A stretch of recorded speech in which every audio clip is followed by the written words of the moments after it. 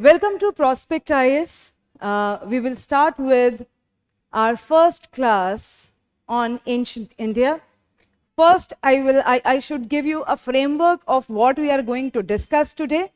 We will be discussing ancient India particularly, and we will be starting with one topic of ancient India and would be covering basically the entire framework of the ancient India. We will talk about, the topics. Almost there are 10 topics which are covered in ancient Indian history, and then we will start with our discussion over Stone Age, and we will start with Paleolithic period. So before that, I want to give you a framework.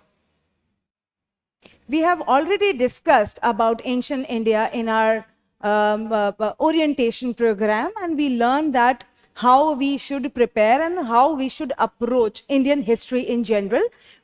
And we covered ancient India in a very macro framework. But here we will talk about a little bit in more detail what are the topics that we cover in ancient India and how should we approach all these topics, because ancient India is also coincided with art and culture. So we have to look at the history of ancient India from both the perspective, though art and culture is dealt differently because there are other modern phenomena involved. But yes, with that, we should keep in mind that we have to consider the cultural aspect of ancient Indian history too. So I will start with listing out the topics, broader topics which we will cover in the due course of time. So first, as you know, is the Stone Age period.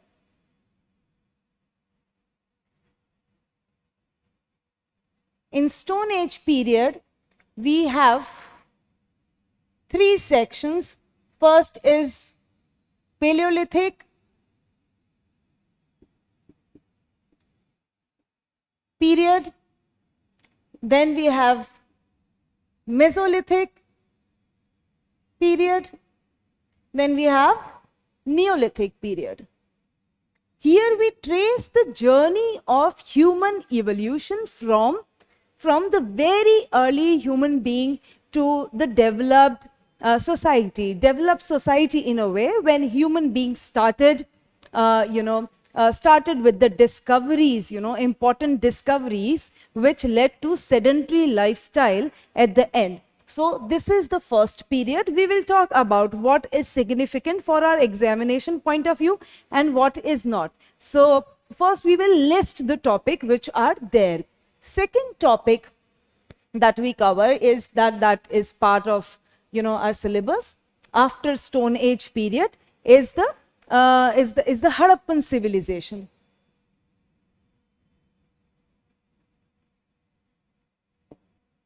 It's the Harappan civilization or the Indus Valley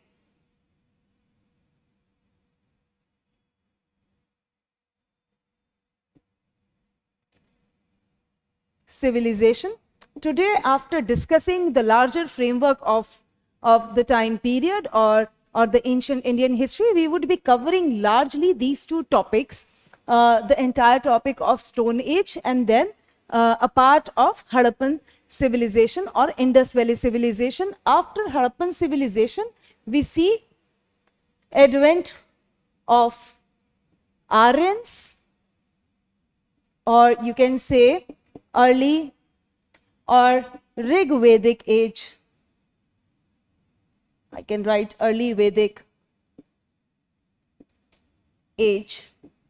And then here you have, this Chalcolithic period too, along with there is intersection between the decline of Harappan civilization and the development of Chalcolithic cultures in and around India. Then you have Harappan of Aryans, early Vedic period. Then you have entire, you can say the Vedic period, which covers early and the later Vedic period. After that, after Vedic period, we have Janpadas and Mahajanpadas, where we see beginning of statecraft in Indian history. Janpadas and Mahajanpadas is coincided with the developments of cities in Indian history, in ancient Indian history. So it is the 6th century BC time, which is very significant for socio-political and economic development. In this time period only we have this Buddhism, the rise of Buddhism and Jainism. So we have these two philosophies emerging in this time period. With that, we have, after this we can say that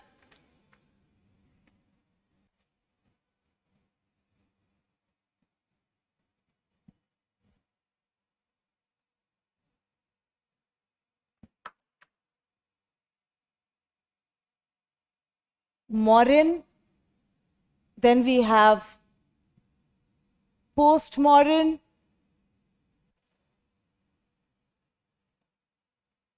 after postmodern we have Gupta and post-Gupta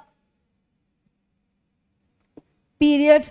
After this period we have basically, after Guptas, after post-Gupta period, we have regional confederacies. We see after the decline of Gupta period, as we know, as you must have read about it, if you are covering or if you are doing self-study, you would know that the Gupta period was the period of feudal kind of settlements in this time, and the post-Gupta period led to formation of smaller regional confederacies. So it was in this time, the last topic that we cover in the ancient Indian history is the regional confederacies or powers. So what is important for our consideration and what is not? First, we discussed about, first topic that I said was the Stone Age period. Stone Age period is very important to initiate or to develop our understanding about the ancient history, because it covers the demographic, the geographical extent of the human civilization that got developed in Indian society. And when we see the emergence of sedentary lifestyle in the Neolithic period, it comes along with the Harappan civilization. We see interconnections, though these connections are not, really established that way historically, if we say, but there are connections established in a way because Harappan history is from the proto-history period, and we are dealing with here with prehistoric period, and then there is historical connection between the two. So we don't have much evidences, but yes, there are enough evidences to at least connect these two time phases, these two phases of ancient Indian history. So we have Harappan civilization. Harappan civilization declines. If I give you a framework here,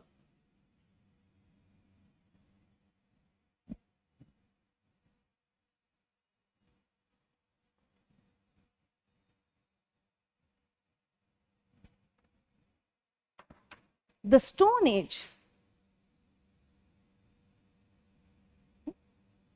from 5 lakh BC, Paleolithic period, starts from 5 lakh BC, and the Neolithic, we will talk about it in detail when we will deal with the topic in particular, but Neolithic period ends by 2500 BC. 2500 BC is the time period of Harappan civilization or Indus Valley civilization. From this time period, 2500 BC to almost, you can say 1500 or you can say 1800 BC is the Harappan civilization. Then from 1800 to 1500 BC is the time period of Chalcolithic cultures in western and the northwestern parts of India. Okay, so this is the Chalcolithic culture, and after this we see emergence of Vedic period. We see advent of Aryans from 1500. So the early Vedic period or the Rig Vedic period is from 1500 BC to 1000 BC is the early period. And then from 1000 BC, I don't know if it is visible, sorry, I can write here, from 1000 BC to 600 BC is the later Vedic period. And what develops in 600 BC is the Janpadas and the Mahajanpadas, and the 6th century BC development of the cities or the Nagaras, and the development of philosophical traits in India. After that we see, after Janpadas, there is a development of Mahajanpadas, and then from Mahajanpadas to Mauryan, Gupta and the post-Gupta empire and the regional powers. So what is important for our consideration in a way? So this is a kind of a very rough timeline that I have given to you, a very broad timeline that I have given to you, and how this timeline is interconnected in a way. So when I say interconnection, this interconnection doesn't mean that one period, just started after another period, and the periods were, really linked with each other. That's not the case. In history, you would realize that there are various fractures within the transition period. The transition from one time period, from one phase of history to another is complicated. It's not a very simplified kind of process, but yes, when we learn about history, when we deal with history in a broader framework, we can create a timeline where we see transitions happening. So this is the broader timeline, that from 5 lakh BC we see emergence of, or the beginning of, Paleolithic period in India. Then the end of Neolithic period is considered 2500 BC. 2500 BC to 1800 BC. By 1800 BC, we see the Harappan civilization completely declined. We do not find any kind of remains, any kind of active remains of Harappan civilization or the Indus Valley civilization in the concerned continent. So from 1800 to 1500, when the civilization declined, it doesn't mean that the population which was living there, completely vanished somewhere. It never happens. It doesn't happen at all that way. There are, when we will talk about Harappan civilization, we will learn that there are various theories on the decline of Harappa, or on the decline of the entire civilization of Indus Valley. But it doesn't mean that when the civilization declined, the entire population vanished or they were all dead. No person from this civilization was still living or alive. It doesn't mean that. What does decline of a civilization mean? How do we see decline of a civilization? When we talk about this time period from 1800 to 1500 BC, it means that the civilization was declining in a way that the civilization which was based on, which was framed on urban setting was declining, and then it was returning back to a village setup. It was returning back to village setup, and people migrated to different regions. From Harappa, people migrated to the northwestern borders, people migrated to present day, you see Rajasthan, to the Afghan borders, and to the Ganges. They also migrated to the Ganges. So the people started spreading to vast area because of, there are several theories about it. So at this time period, because a civilization was already under play, and copper was already, copper became, already became part of everyday life of a human being by then. So we see emergence of small cultures all around the subcontinent, all around the parts of Rajasthan, present day Sindh area, and the time where Harappa was located, and around this Indus River and around the Ganges too, we find development of smaller cultures, which are called as, largely called as Chalcolithic cultures. We will talk about the smaller cultures that were there. Then we have, from 1500 BC, we see advent of irons to the part surrounded by Indus and the Ganges. Okay, so 1500 is another important time period when a new migration, a new strand of migration was happening to India, and Aryans came to India. So from 1500 to 1000 BC, from 1500 to 1000 BC, we have early Vedic period or the Rig Vedic period. From 1000 to 600 BC is the later Vedic period. Okay, so it's the later Vedic period. From 1500 to 1000 BC is the early Vedic period. From 1000 BC to 600 BC is the later Vedic period. Here we have reached to 600 BC. 600 BC. 600 BC is the another landmark time period to frame or to understand ancient history of India. Why it is important? Because in this time period only, in 6th century only, we see emergence of smaller cities, emergence of smaller urban spaces.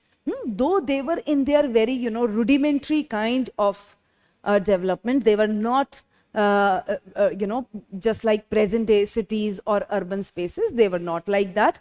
But yes, they were in the process of transformation, and they were, how do we define urbanization in a way? The urbanization is defined on the basis of rise in terms of population, rise in terms of social mobility in terms of, or the demographic mobility of the people, and increased trade networks. And how do we find this increased trade networks? Trade networks increased from Harappan Age, and then then we see, increased trade activities, though increased in a way relatively, not increased. Increased doesn't mean that there was, established network of trade, but yes, even in the Vedic period, we see Dakshinapath and the Uttarapath kind of connection in the entire time period, which got solidified, which got strengthened in the Mahajanpada time period. So 6th century is very important date, because first thing we see urbanization at a very rudimentary, at a very basic level. Second, development of philosophical traits in India. We see development of Buddhism and Jainism in India. And the third thing was emergence of Janpadas and Mahajanpadas. 16 Janpadas emerged in India.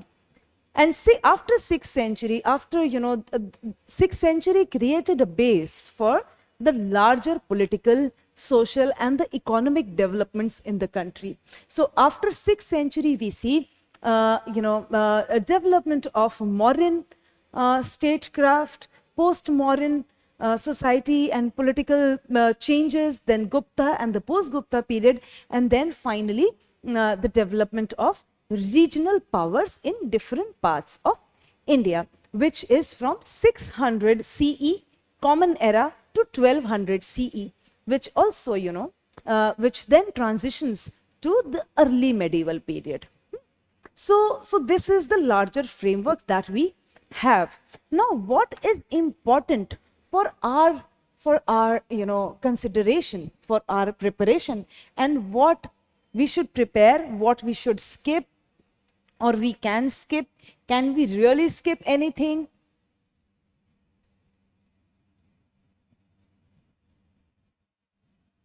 So as far as the question of Stone Age is concerned, the first topic that we would be talking about, Stone Age, as I said earlier, is kind of a foundation to know about ancient history of India. It tells us about the geographical reach of early Indian civilization. So Stone Age is important for our understanding, but it is not really important from the examination point of view. If we look at the trend, if we do a trend analysis, then we don't find much question being asked from this period. Second period, as we say, is the Harappan civilization. It is important. It is important from historical point of view, and plus cultural point of view. This is important from both the perspective. If you do the trend analysis, if you have analyzed previous year question papers, you would realize there are questions are being constantly asked from this time period, with few breaks in between.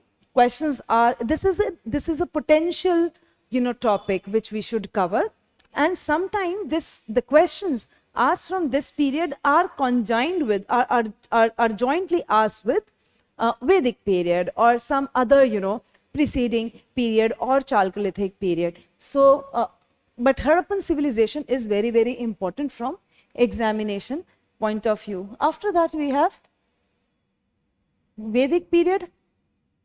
Vedic period is very important. We cannot leave it. After Vedic period, we have 6th century BC. Urbanization. It is important for our understanding, but it is not really important for the examination point of view, because when we cover the 6th century, we kind of formulate our understanding for the further developments which are which became explicit in the Mauryan and the post-Mauryan time period. So this is not that important, but we should not leave. We should not go into much depth of this topic, but yes, we should have a clear idea of what happened in the 6th century BC. With that, we have Janpadas and Mahajanpadas. This time period, though, it is very, very important from the historical point of view, because it was the time when the political changes were happening rapidly, and the society and the political structure was expanding in the entire subcontinent. But no question has been asked from this topic till now. But yes, this topic should also not be left out like that. It should be considered, it should be read very well. You should form your understanding. But yes, till now no question has been asked, particularly from Janpadas and the Mahajanpadas. After that, you have this Buddhism and Jainism. Both the philosophies are very, very important, generally 2 to 3 questions, and sometimes ranging to 4 questions when they are asked in conjuncture with or jointly with some other topic. So this topic is very, very important. After that, you have Mauryan and post-Mauryan. What is important from this time period is the social and the economic changes, not political history the way not a very clear kind of political history is being really asked after the change in the syllabus. But yes, according to my assessment, I feel that this period the political history, social history, and the economic changes which were happening at this time period are very, very important and can be, asked in the future course of time. After that, you have Gupta period, Gupta and post-Gupta period. Similarly, this time period also led to wider social changes, and it was the time period when you visualize or you realize that a lot of social inequalities proliferated in this time period. बहुत सारी social inequalities जो हैं वो आ जाती हैं. Many social inequalities, whether it is on the basis of caste, whether it is on the basis of gender, or kind of sectorial configuration, you see that many complications were happening, many upjatis were coming, subcaste were getting formed in this time period. So this time period is very, very important from our point of view, and it is also very important for cultural point of view, because though it was the time period of, it was time period of social complications and kind of social degradation of the status of lower castes and the women, but it was also kind of a very golden period. Golden, I am saying in inverted commas, because the British, denoted this term to Gupta period, that it was the golden age. It was the age of bigger changes or the better changes. The better changes, why it was called golden time period? Because we see proliferation of various cultural activities, proliferation of literary works. So from that point of view, it is very, very important for cultural, from the cultural perspective. So after that you have, because here we covered 9 and 10, so here we have regional powers. So regional powers are also very important, because that will lead us to transition, this will help, the understanding of regional powers will help us transition from ancient period to early medieval period. So that is why this period is important.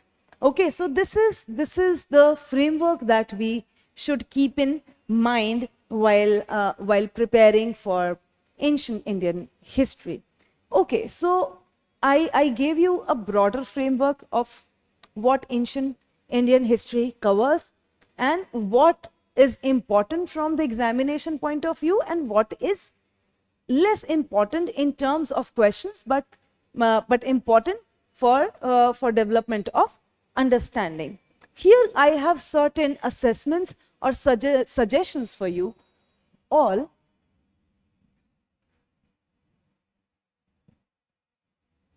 The suggestions that I am giving, I am reiterating almost, the suggestions I made in the orientation program in a way.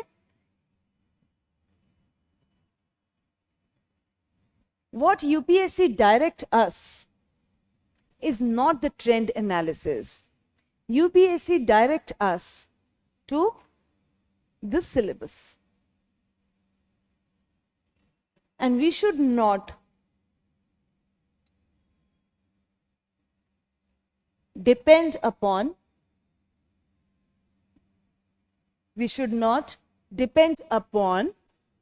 trend analysis. Not depend is important. I am not saying that you should not take, hints or kind of knowledge from the trend analysis done at various levels by various, experts. There are many experts sitting on the YouTube and they do different kind of trend analysis all the time. So you can do that, you can listen to them, but keep in mind that UPSC is not directing you to do that. What UPSC has given is the syllabus, and in the orientation program, you can also watch orientation program and link would be given below. We discussed about it. that why we should be, you know, very, very careful in setting up our strategy to clear the exam.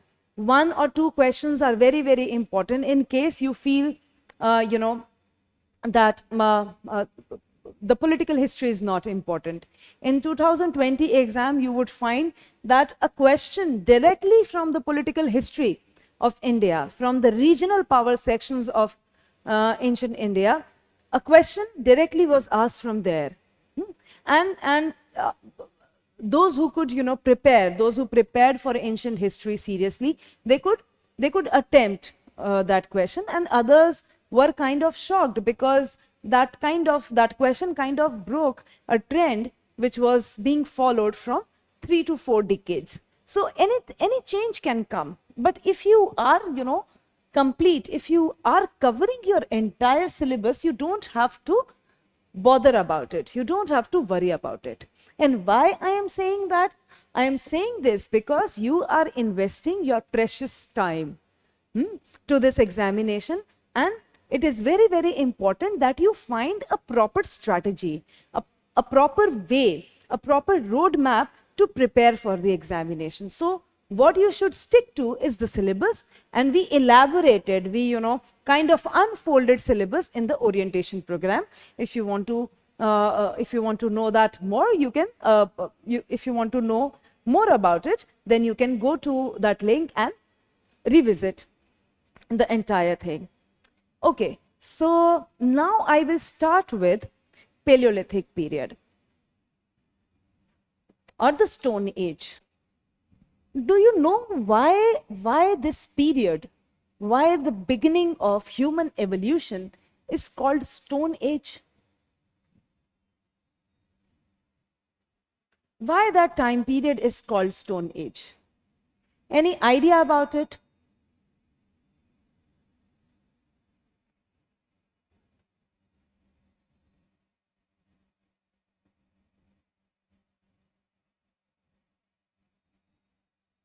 Because survival of the human being was based upon stone tools. Stone tools were central in the existence and survival of a human being. So that is why it was a very important, you know, very important development, very important element, a central element in the existence of human being. Okay, so we will start with Stone Age. Stone Age is divided into 3 broader groups, and these groups, these sections are made on the basis of human development, or to denote, to signify, human development or human evolution. So first is the Paleolithic period.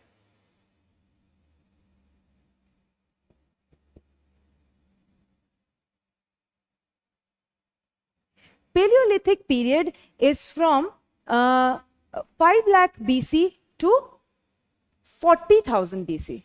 No, please cut this thing, cut this thing.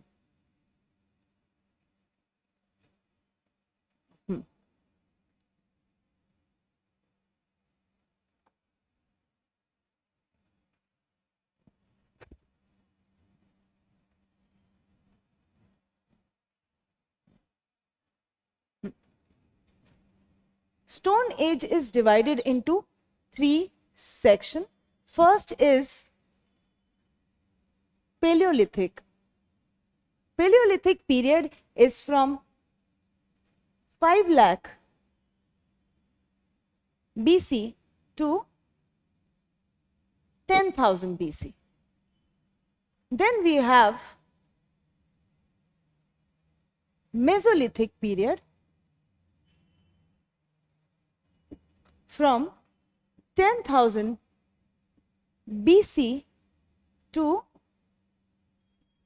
4,000 BC. And after Mesolithic period, we have Neolithic period,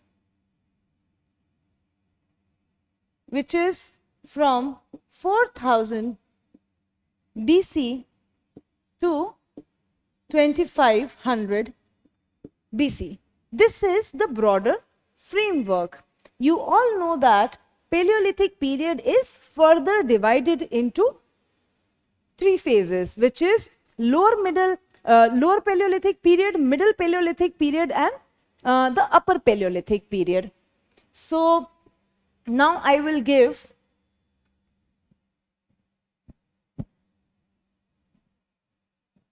structure of Paleolithic period.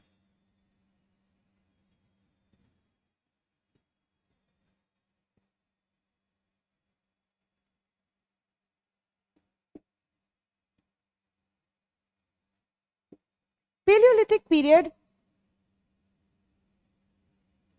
is in a sequence, because the development, the evolution was happening from the lower stage to middle stage and then to the upper stage. So the lower Paleolithic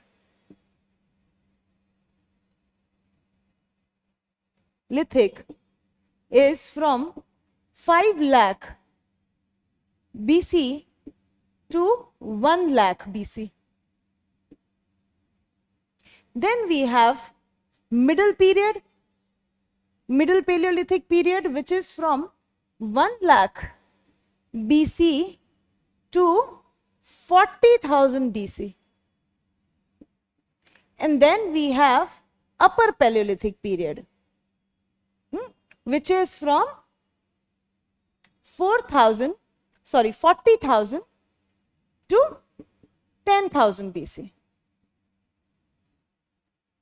From 40,000 BC to 10,000 BC, and after upper Paleolithic period we see beginning of the Mesolithic period.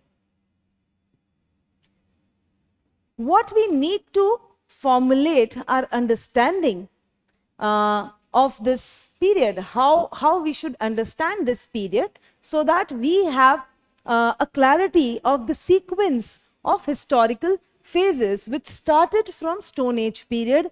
As I said that we don't need to delve too much into this topic, but yes, it is very, very important to lay the foundation of our basic understanding. So how do we understand any topic, per se, not just Stone Age? We will start with the application of that framework from the Stone Age itself, is to cover any topic in its entirety.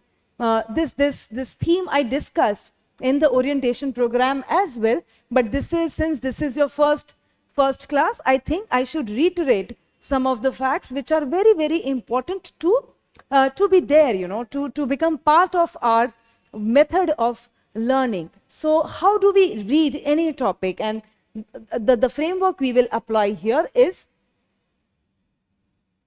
kind of how to study any topic. Is we should look at society, we should look at political developments, we should look at economic shifts or economic perspective,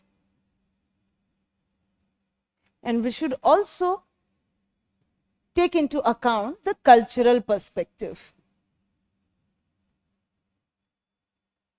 So since Stone Age, and specifically the Paleolithic Age, was a very formative time period of human evolution, so we may not have a very large framework of political developments or social developments, but yes, whatever was changing in this time period should be known and should be considered.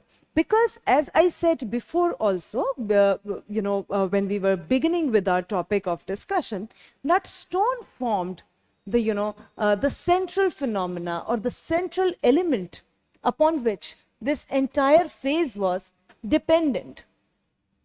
So we should talk about Stone Age, around which the subsistence and existence of the early humans was depending upon.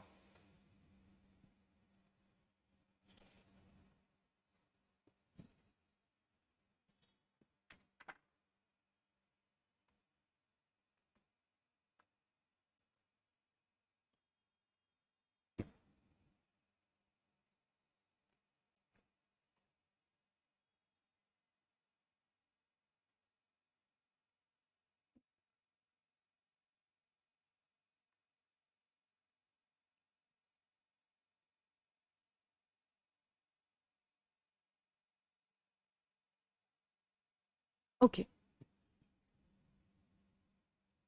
Stone tools. There are two important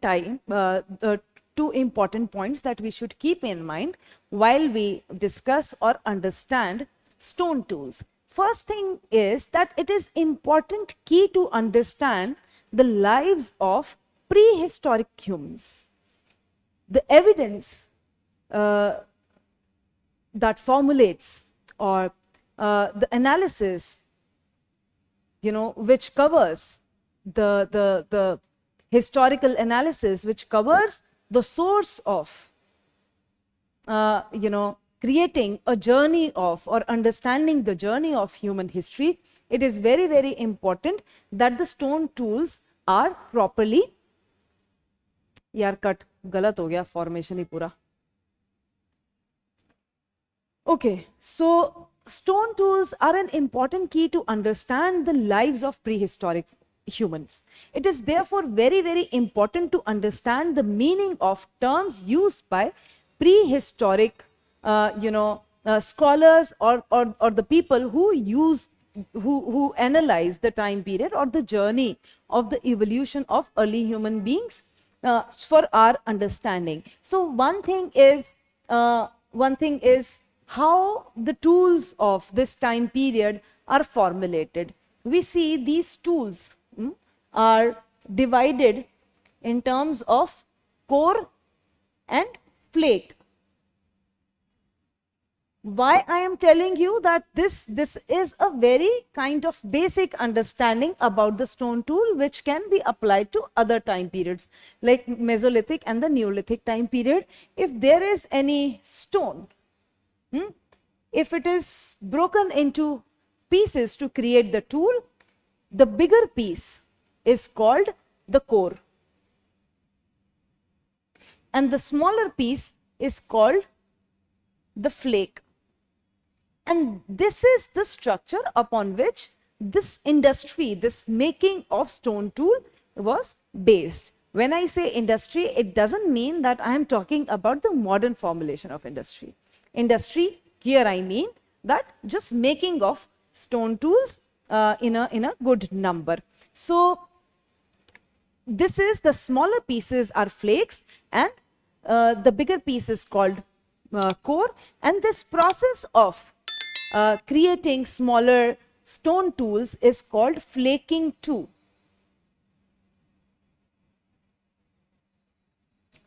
Okay, so after that, what kind of tools do we find in this time period? We have three kinds of tools.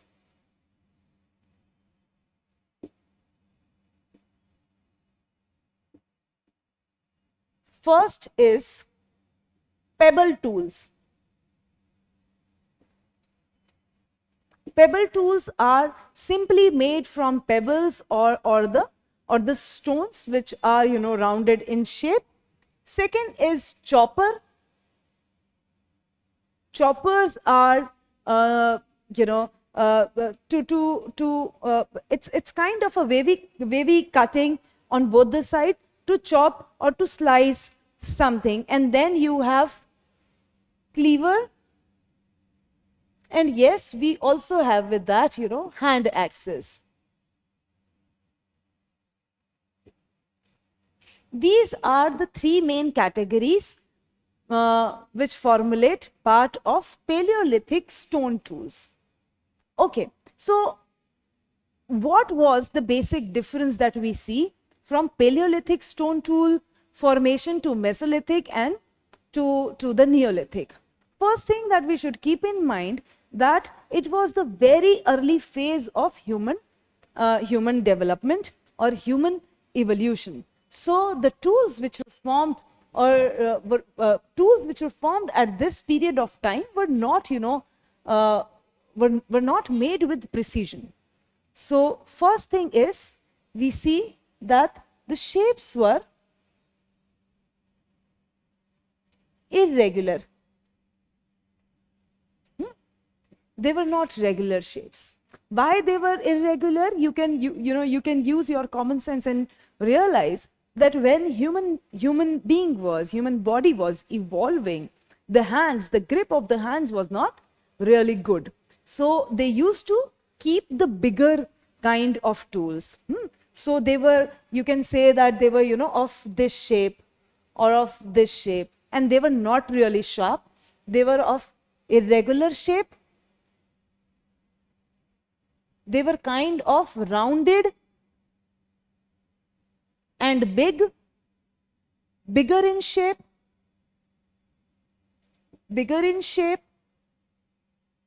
and third thing, not very sharp. Tools that we see, tools that we find of this time period, of the Paleolithic time period, covering all the three, lower, middle and upper Paleolithic time period, these three characteristics are very common. Then if we move to, if we move to Mesolithic phase, we see slight changes in the characteristics of the tools made.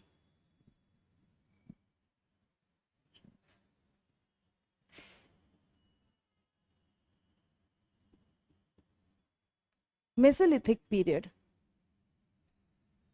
And just to give you, an idea of the social evolution at this time period, in Paleolithic, we see the economy was largely based on, or the subsistence was largely based on hunting and gathering.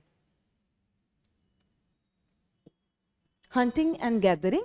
So you can realize that the subsistence level was at the very basic level. So you can realize the tools, the kind of tools that would have been used.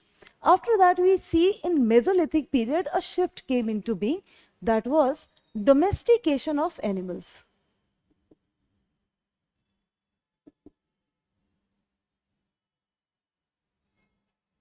Though we see the higher kind of utilization in the Neolithic period, but in Mesolithic period, domestication of animals already started. Here we see the characteristics of tools were regularity in their shape,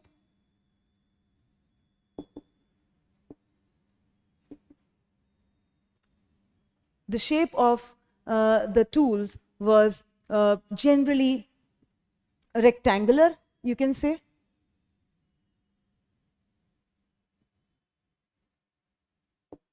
Rectangular meaning something like this, something like this. First thing, regularity in terms of shape, and then second, more sharpened. The tools were becoming sharp. They started using sharp tools, and after that, size of the tools grew smaller. They started using smaller tools.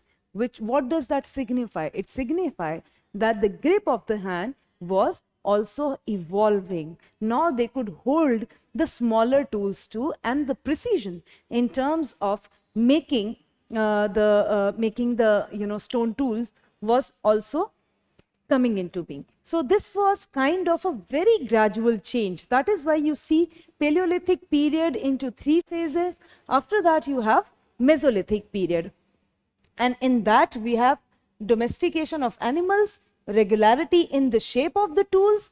They were largely rectangular, more sharpened structure of the tools, and the size of the tools was also going smaller. So what kind of tools were used at this time period? What kinds of tools would have been used by this period of time? It was called microlith. Microlith were small, flaky, sharp tools.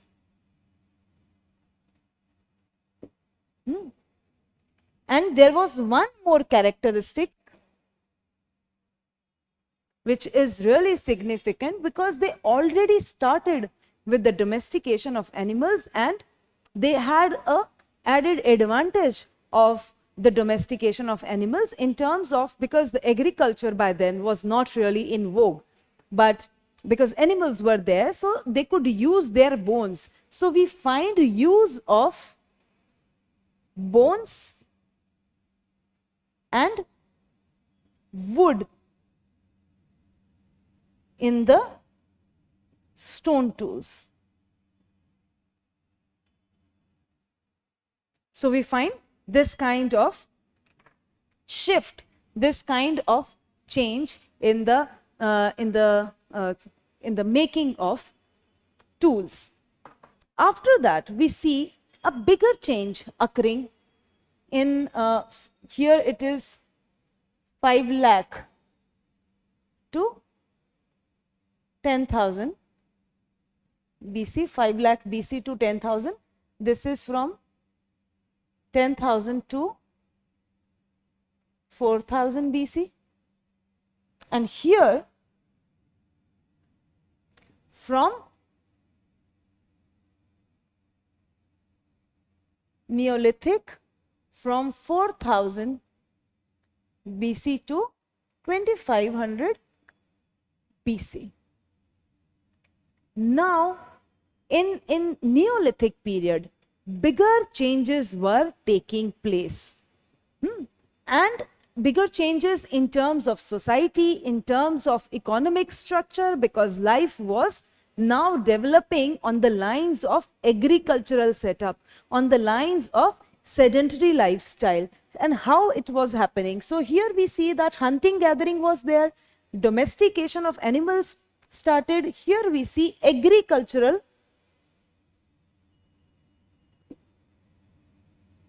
activities began by this time period, and we see beginning of sedentary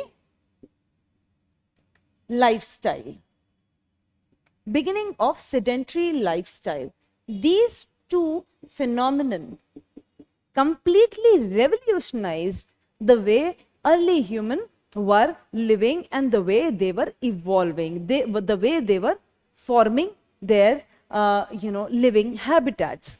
Okay, so what led to this kind of change? Already domestication was, started in Mesolithic period, and a better kind of tool industry was also configured. We see here the kind of tools we find is more sharp, more sharpened, smaller even smaller from the microlith tools which were there in the Mesolithic time period, and polished tools. They started polishing their tools, which gave them more advantage over doing harvesting work or killing animals and using other kinds of thing. You realize that we see mortar and pestle also. We see mortar and pestle also used at this time period to grind the grain. I hope it is visible. To grind the, I think, yes, to grind the grain. I should write it here, I guess.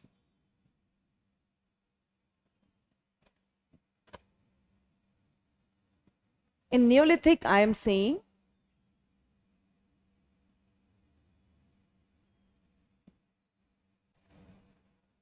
agriculture,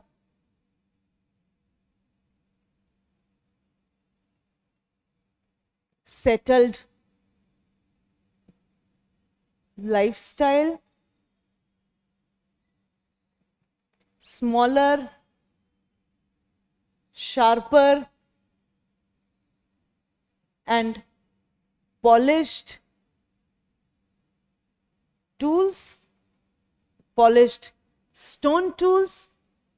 We find remains of mortar and pestle to grind the grains,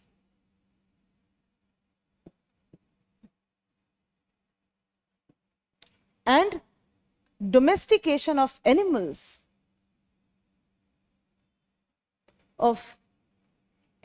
which started in Mesolithic period, now utilized, this development became even more, useful in Neolithic period, because now they started using cattle and the other animals for agricultural activities. So what would have led to the, what would have changed this much in the how this change could have taken place? Because if you see the shift from Mesolithic to Neolithic was revolutionary, was very stark, and it completely started off with the proper human lifestyle. So what were the factors which led to such kind of change? So the agents of change were discoveries. Discovery of fire, discovery of wheel. It it helped in agriculture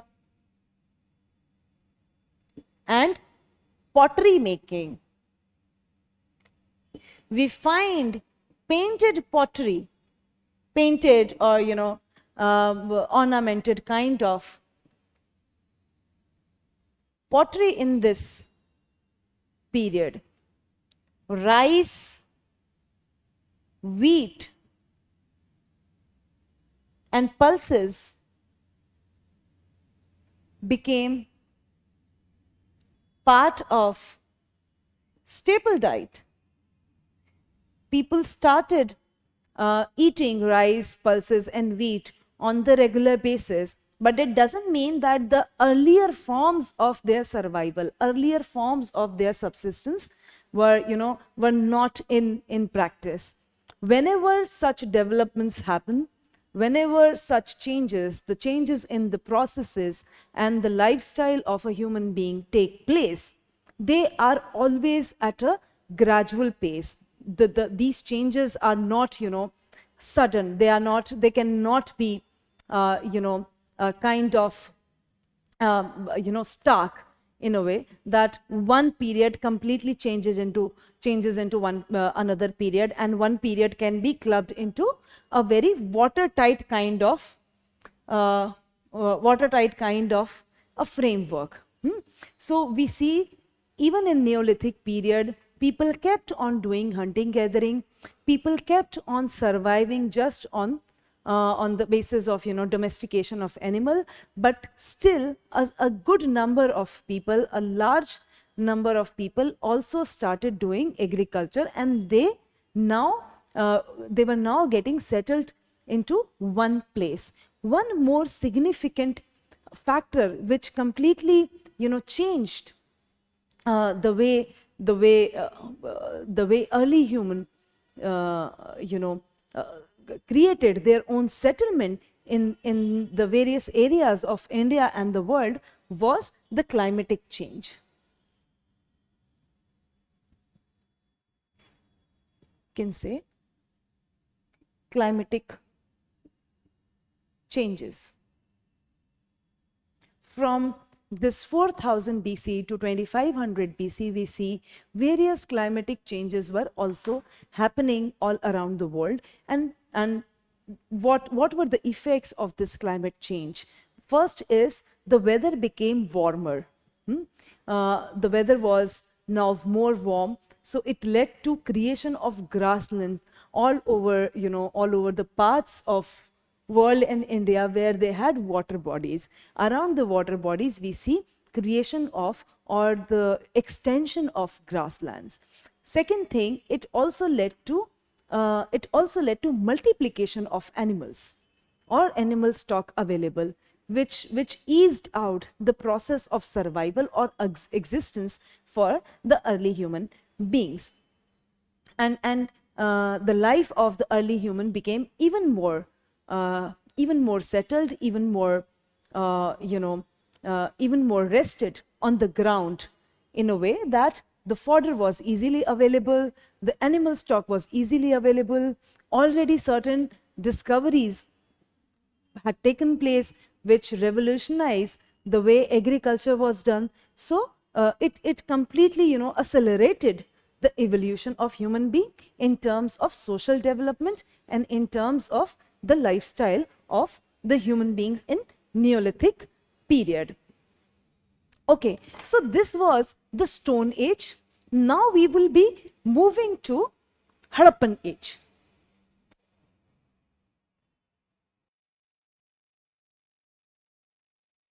Okay, so now we will start with Harappan civilization or Indus Valley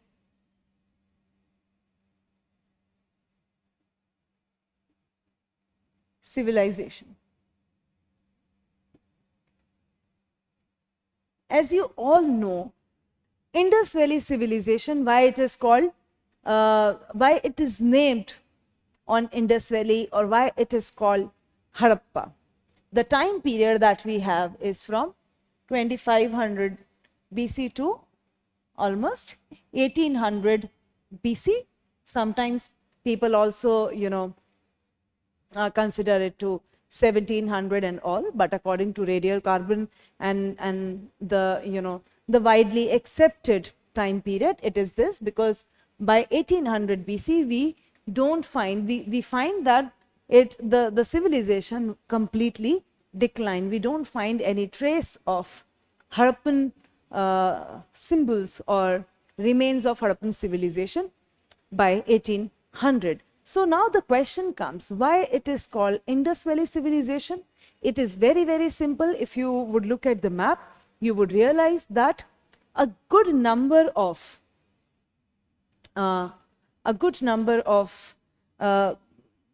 centers of civilization were located around the Indus River. But if you would compare the number of centers located around the river bank area, you would realize that the Ghaggar Hakra river banks or the river area covered by the Ghaggar Hakra, also argued as around the Saraswati river, is relatively high. The number of centers located around the Ghaggar Hakra river bank area is relatively higher than the centers around the Indus Valley. But it is named on the Indus Valley because the former number of, or the earlier centers which were excavated by the archaeologists were centered around the Indus Valley. And Harappa and Mohenjo-daro are the two centers which were found around the Indus Valley river system. So first we are talking about the name, why it was called Harappan civilization, because according to the tradition followed by archaeologists, the first site becomes important in terms of naming the entire civilization. Harappa was the first location or the first center of the civilization that was found. So the entire civilization was formulated on this basis. So what is important here for our understanding, from the understanding of the UPSC examination is how Harappan civilization is understood. What are the characteristics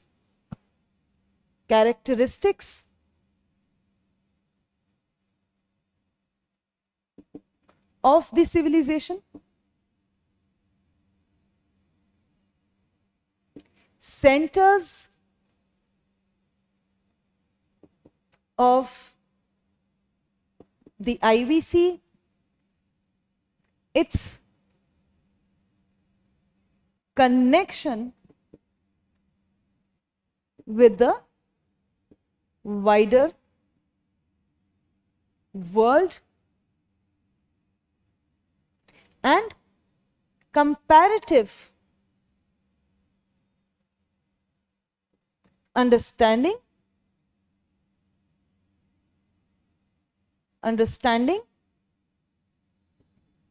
with cultures formed around the similar time period or after Harappan civilization. So how we distinguish Harappa with other time period.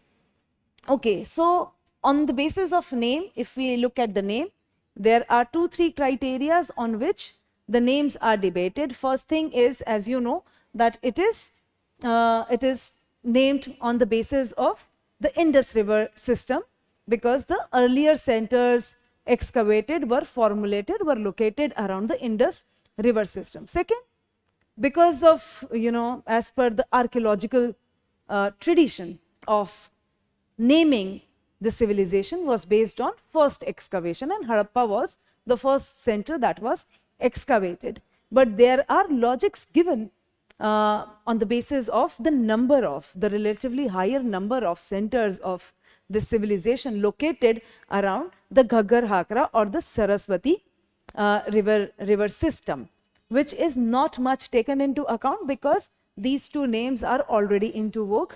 Some people, some scholars also tend to call it copper civilization or bronze civilization also, but the Harappan and the Indus Valley civilization names are more commonly used. Now, moving directly to the characteristics, it is very, very important that we understand that how the time period following this Neolithic development, how the evolution and how society changed, how economic structure changed from the later period of Neolithic period to the Harappan times. The Harappan time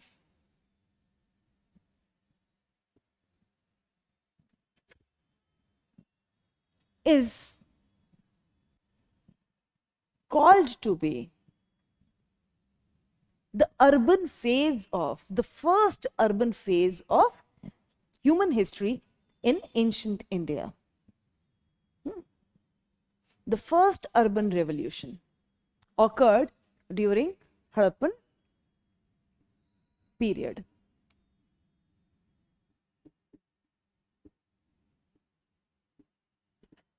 So if we look at the characteristics,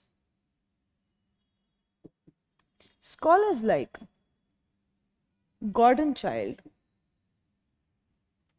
called it urban revolution.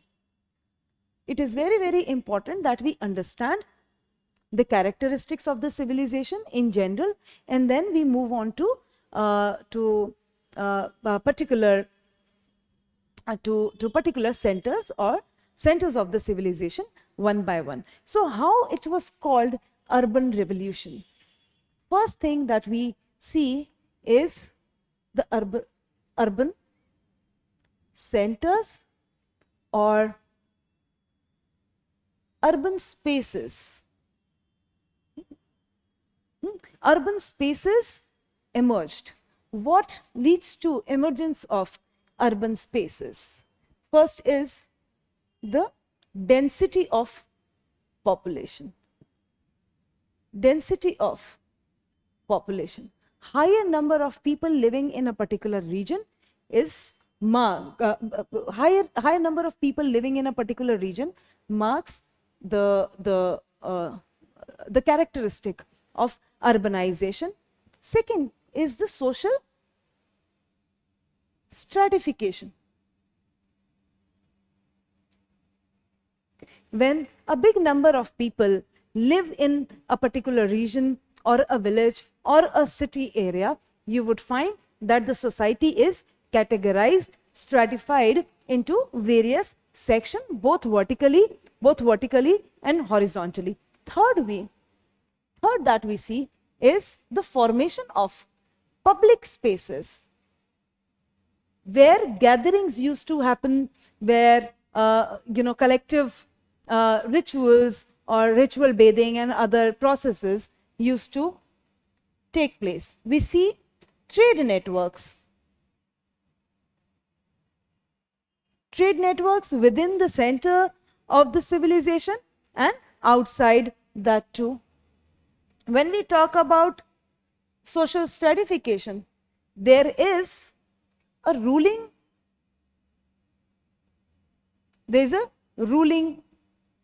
section, those who govern the entire area, and when they govern, there is another phenomena attached to this development is the taxation. We see that people used to pay grains or in kind they used to pay taxes to the ruling section of the society. Since this is also the time period that we are considering is part of a proto-history, we do not have much written accounts of this time period. A very scarce written accounts of the Harappan history is located or found in the contemporary civilizations of the time. So the entire analysis of this civilization is based on archaeological excavations and findings. So how this kind of social stratification and taxation is visualized and understood is based upon 2-3 important or significant structures that were located. First is the towns. When we will talk about towns, we will realize that the towns were usually divided into 2 sections, and some of the towns were also divided on the 3 levels. First level used to be located on the higher plateau area, second was on the middle part of the city area, and the third on the outer or the outskirts of the region, and sometimes the upper area and the lower area. This is how towns were divided or segregated, which defines kind of social stratification working at that time. We also find scholars also have located big granaries, and those granaries were full of grains. So the grain used to be that the number of grain or the amount of grain, the amount of grain which were filled or for which that granary was built or granaries were built was for the purpose of taxation, because they were located on the upper area of the town. So this is there. After that, where you see a good density of the population in the center, a social stratification in the habitation of the town, and a proper taxation, and as well as trade networks, making of public spaces, you also realize that there were also cultural expression of whatever was happening in terms of society and economy. So cultural and artistic expressions of socio-economic and political changes. And then the last point that we have to consider is a proper geographical boundary of the center, and with that a ruling structure. So the centers were not fused, the boundaries were not fused with the general land mass. We find a clarification, a clear-cut boundaries of the centers, because these centers, certain centers were important regions of trade and the long distance trade specifically. So fortification was also constructed. And you must be thinking that how one can define that the geographical boundaries were also properly located and the centers were bounded by a proper region. How that could have been understood by the archaeologists without any textual kind of sources for the analysis.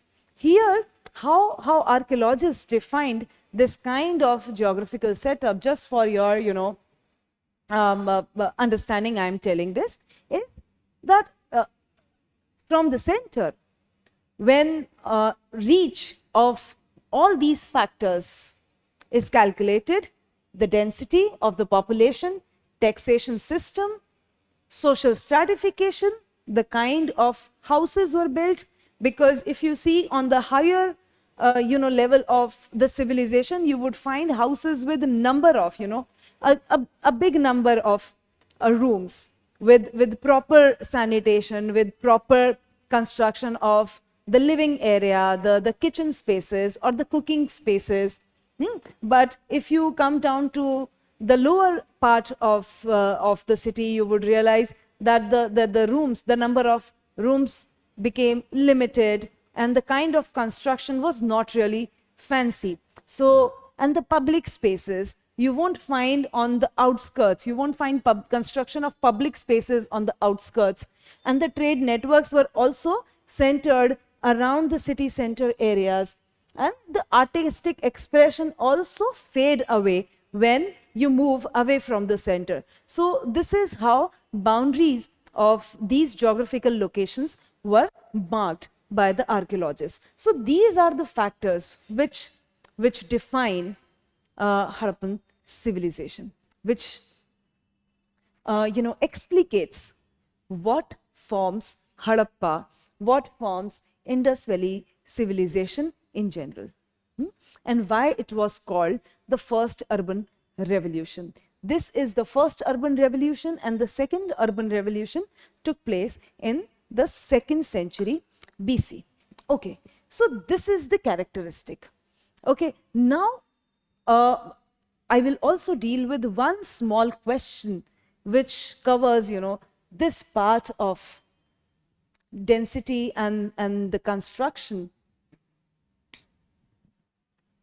of the Harappan civilization, is the comparison of Harappan civilization with other civilizations, with other contemporary civilization. Because the question that resonates all the time for Harappan civilization or Indus Valley civilization is that from where this civilization came to India. Because when archaeologists or the British officials, like British officials, when they started talking about Indus civilization, there was no trace of civilizational, development before that. And it was a very big development in the history of India. So there were certain theories which got, promulgated at this time period, that this civilization is not native to India. In fact, this civilization is influenced, or it is kind of derivation from other contemporary civilization.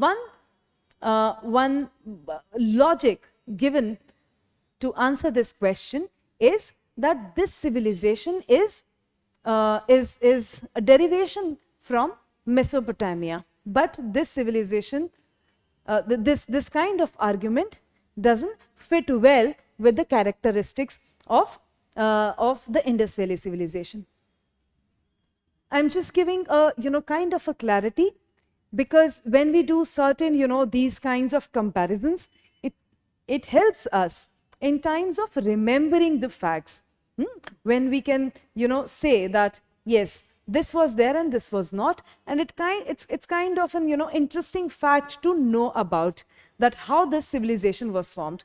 And it would help in keeping in mind the characteristics were there, the kind of characteristics we have talked about. So if you compare Mesopotamia with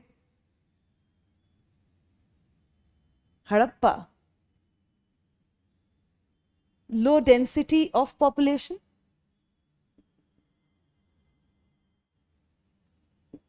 and here we see high density of population. Here, the structure of urban setting was not really clear, and it was not well arranged. It was not organized. Houses were not organized. But here, as you all know, that they had their own way of organizing cities, for which Harappan civilization is famous for. So, well organized cities. Here we see lack of drainage system. But here we had proper construction of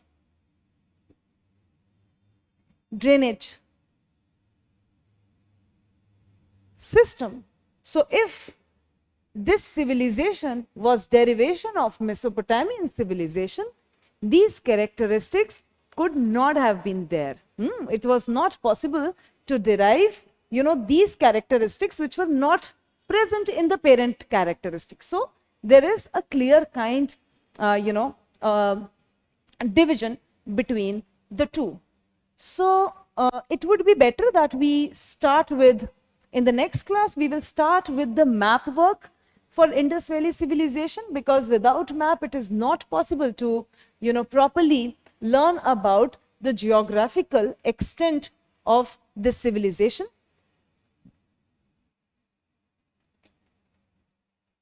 If you take the general sides of the maps, you would realize that the northernmost IVC center is Manda, which is on Chenab river. It is located on Chenab river. Rivers have played a very significant role from the Stone Age itself. The earlier human settlements in the Stone Age or in the later period formulated around the river systems. So rivers are always source of new life. So then it is in the east, it is Alamgirpur. Alamgirpur is located on the Hindon river.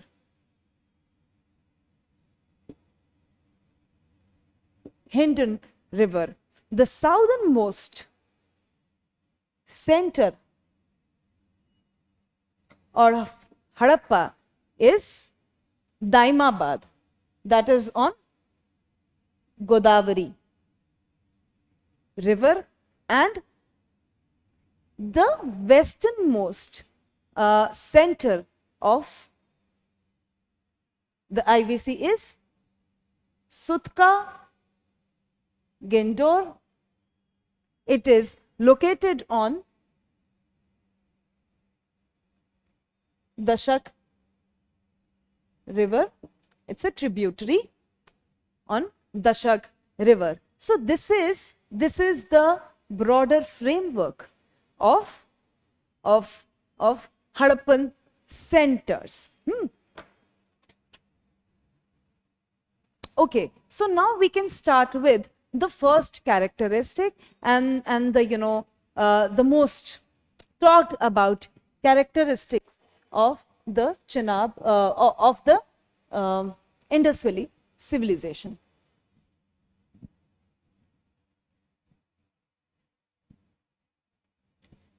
From the exam point of view, what you should know properly and what you should learn about Indus Valley civilization is the characteristics of the civilization in general and the characteristics of every center, and the peculiarities of every center. For example, there are centers which were known for bead industry. There are centers which were known for, for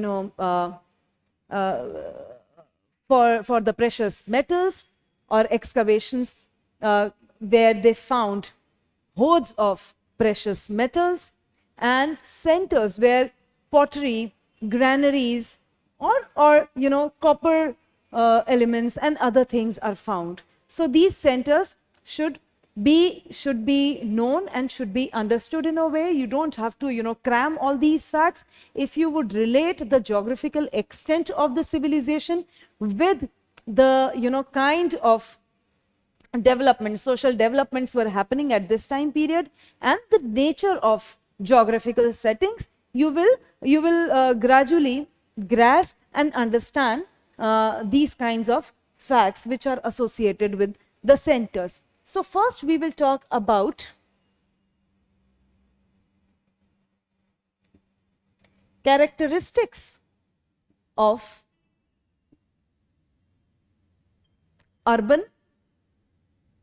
characteristics of IVC urbanization. What kind of urban setup was there? Okay, and I would like to shed light upon certain myths which are being created, by citing one thing again and again and generalizing certain facts.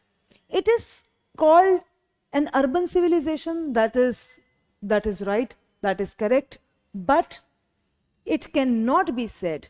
It doesn't mean that the entire civilization was urban. There was no trace of villages. It is completely misleading to understand. And this is very, very important when you look at the pattern of the questions which are being asked in the examination. If they ask that the entire civilization was urbanized or all the centers of Indus Valley civilization were urban, that is not true. But yes, a good number of centers were urbanized. So not all the centers of IVC were urban in character. And if you look at it deeply, you would realize that it is not possible, it is not feasible, because urban centers are always dependent upon the non-urban centers. So we also see existence of village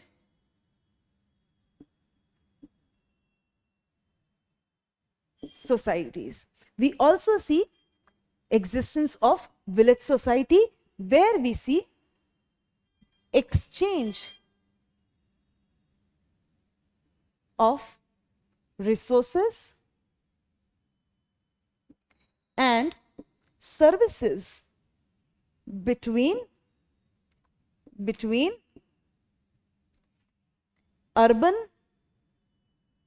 centers and villages, and from villages to urban center. So this kind of exchange was always there. So no urban center can survive on its own, because it would require a village setting to reciprocate whatever is there, whatever is not available in the urban cities. If you would compare, even the urban setting of India, you would see that not a lot of agriculture happens in the urban cities. The food and the agriculture products are taken from the village areas or the less urbanized areas. And in return, what urban centers offers them is the better infrastructure, education, and many other things. So this is kind of a reciprocatory nature. It is also said that the streets of the Harappan civilization always cut each other on the 90-degree, which is true to some extent, but it doesn't mean that all the streets used to cut each other used to intersect on 90-degree. That's not possible, but yes, the streets were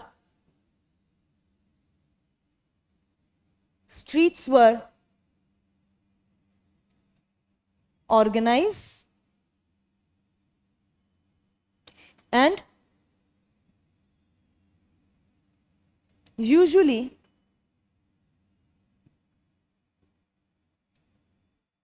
intersect at 90-degree. It doesn't mean that all at 90-degree. It doesn't mean that all the streets were intersecting at 90-degree. Okay. Another important characteristic is that use of baked bricks. Use of baked bricks. We see use of baked bricks in urban centers. We see use of baked bricks in urban centers, but villages continued to use unbaked bricks as well. It doesn't mean that all the houses were pakka houses. They also had kacha houses in the village setting. There were certain exceptions as well when it comes to urban setting of the urban centers. For example, the western centers of Indus Valley civilization, specifically the centers of Rangpur, Lothal, we see there were use of stones to make drainage system. Drainage system was made with the use of big, huge stones. All the houses had a veranda or the front yard. All the houses had front yard, and we see there was a clear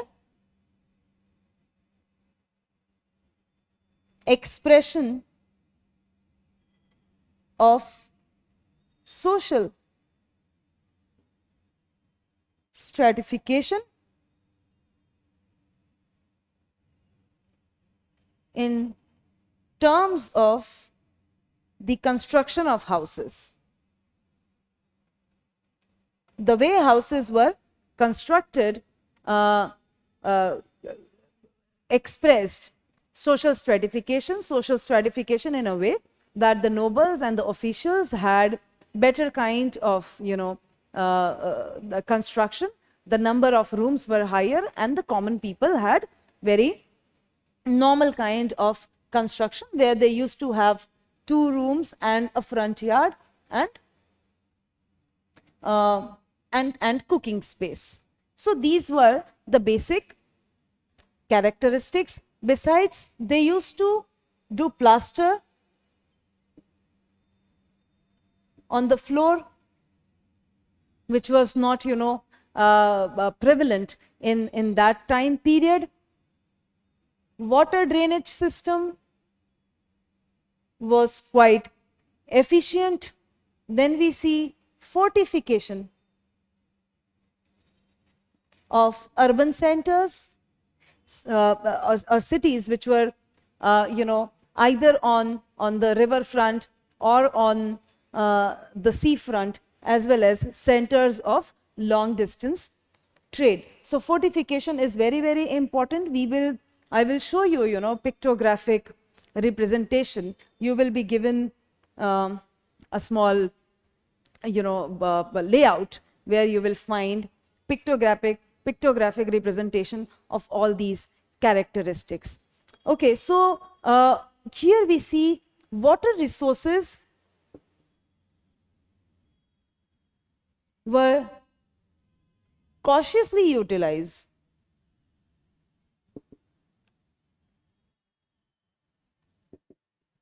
Were cautiously utilized for trade purposes, be it on the riverfront or the seafront, and they were also very well maintained. So now I will, end today's lecture here, and we will discuss Harappan civilization in detail in the next class.